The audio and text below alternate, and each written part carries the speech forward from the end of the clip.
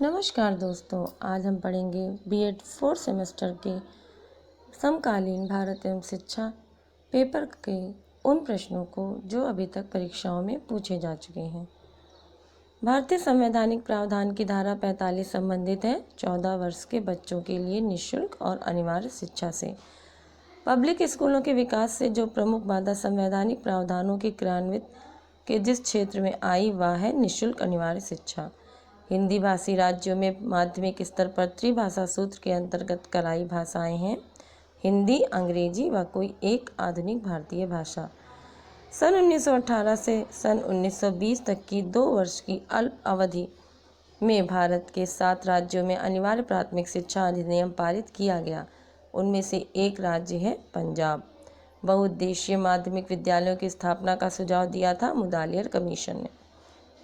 स्वायत्त कॉलेज की परिकल्पना की गई थी राष्ट्रीय शिक्षा नीति कार्य योजना 1986 में।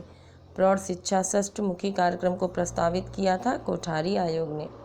साक्षरता प्राप्त करने के बाद प्रौढ़ पुनः निरक्षर हो जाते हैं। इस समस्या के समाधान के लिए कोठारी आयोग ने जिस व्यवस्था का सुझाव दिया था वह है सतत शिक्षा। प्रौढ़ शिक्षा की पाठचर्या में राष्ट्रीय लक्ष्यों को जोड़ा गया है। उसमें 3 लक्ष्य हैं: पर्यावरण संरक्षण, छोटा परिवार व महिलाओं की समानता। शिक्षा की आधुनिक प्रणाली में किसी भी शिक्षक को उस समय तक शिक्षण कार्य करने की अनुमति प्रदान न की जाए जब तक उसके पास तत्संबंधी प्रमाण पत्र न हो। यह प्रस्ताव था शिक्षा नीति संबंधी सरकारी प्रस्ताव 1904 का। प्रत्येक ट्रेनिंग कॉलेज में एक उत्तम अभ्यासात्मक स्कूल संबद्ध किया जाए, यह सिफारिश थी मुदालियर आयोग की। जिला शिक्षा और प्रशिक्षण संस्थानों की स्थापना की सिफारिश की थी राष्ट्रीय शिक्षा नीति 1986 ने। राष्ट्रीय एकता एक ऐसी समस्या है जिससे सभ्य राष्ट्र के रूप में हमारे अस्तित्व का घनिष्ठ संबंध है, यह कथन है डॉक्टर राधाकृष्णन का। राष्ट्रीय एकता एक ऐसी समस्या है जिससे सभ्य राष्ट्र के रूप में हमारे अस्तित्व का घनिष्ठ संबंध है, ये राधाकृष्णन ने कहा था। लड़के तथा लड़कियों की विवाह की आयु बढ़ाकर क्रमशः 21 तथा 18 वर्ष करने की नीतिगत निर्णय लिया गया था सन 1976 में। निस्यंदन या छनाई सिद्धांत के प्रतिपादक थे मैकाले। बौद्ध शिक्षा का प्रमुख केंद्र था पाटलिपुत्र। प्राथमिक शिक्षा में अपव्यय व अवरोधन की ओर किस समिति ने ध्यान दिलाया था? हरटांग समिति ने। स्कूल एक बृहद समुदाय के अंतर्गत एक छोटा समुदाय है, यह कथन दिया गया था माध्यमिक शिक्षा आयोग द्वारा। वरिष्ठ विश्वविद्यालयों की स्थापना का सुझाव दिया था कोठारी आयोग ने। किस वर्ष को अंतर्राष्ट्रीय साक्षरता वर्ष घोषित किया गया? सन 1990। निम्न शब्दों में से कौन सा शब्द वैध शिक्षा का पर्याय नहीं है? अनौपचारिक शिक्षा। इंदिरा गांधी राष्ट्रीय मुक्त विश्वविद्यालय की स्थापना कब की गई थी? 15 सितंबर 1985।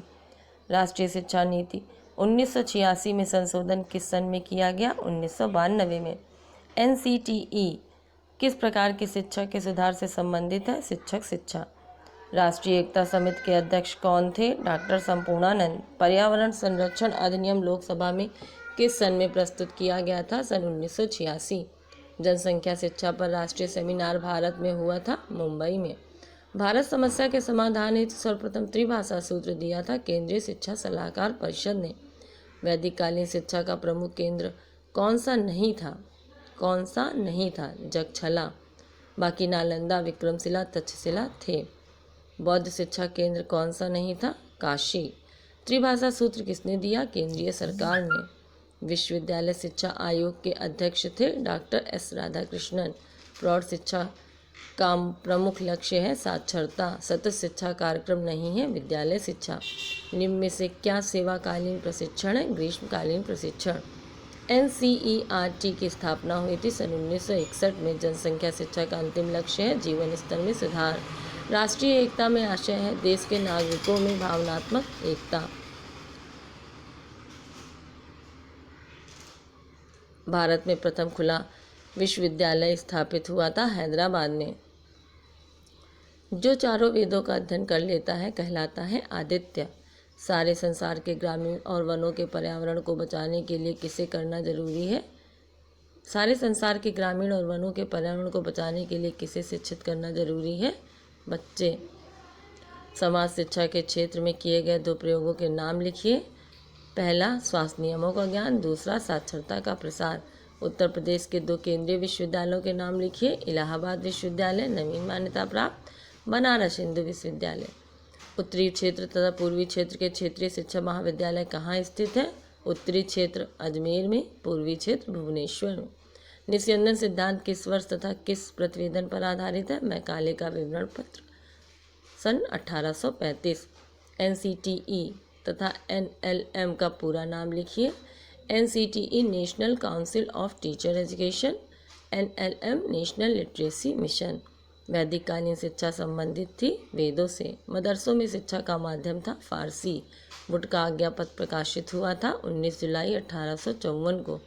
विश्वविद्यालय शिक्षा आयोग के अध्यक्ष थे डॉक्टर S राधाकृष्णन।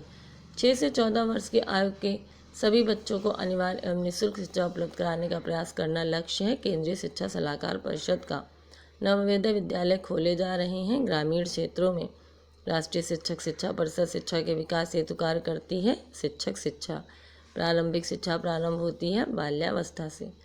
राष्ट्रीय शिक्षक परिषद ने शिक्षक शिक्षा में शिक्षक छात्र अनुपात कितना निर्धारित किया है? 1:15।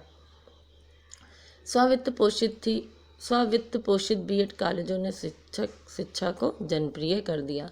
निस्यंदन सिद्धांत में किस वर्ग की शिक्षा पर बल दिया गया? उच्च वर्ग।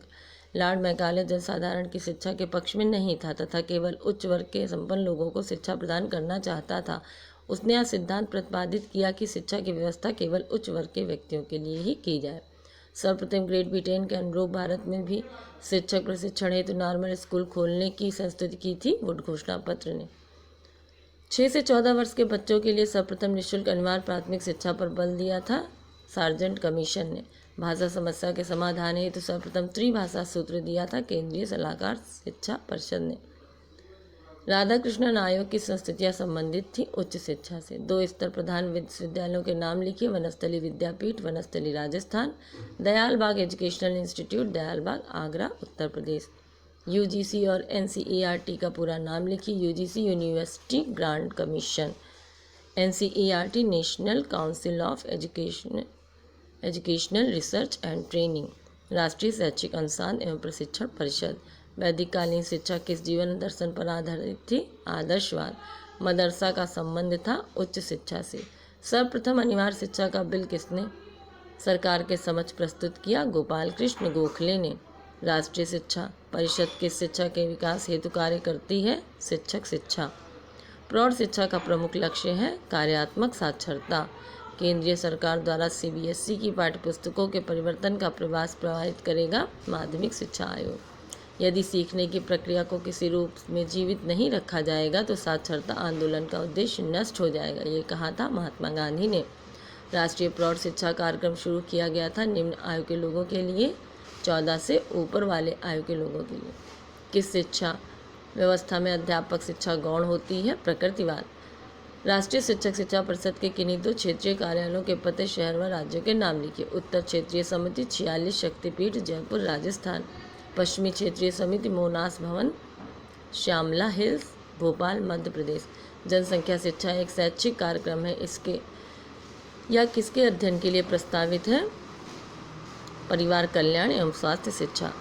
प्राथमिक शिक्षा में अपव्यय एवं अवरोधन की समस्या की ओर किस समिति ने ध्यान दिलाया था? हटांग समिति।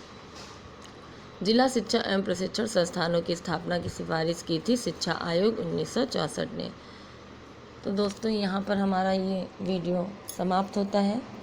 ये प्रश्न परीक्षाओं में पूछे जा चुके हैं, अतः इन्हें ध्यान से सुनिए और याद करिए। पसंद आया हो तो लाइक करें, शेयर करें, सब्सक्राइब करें। धन्यवाद।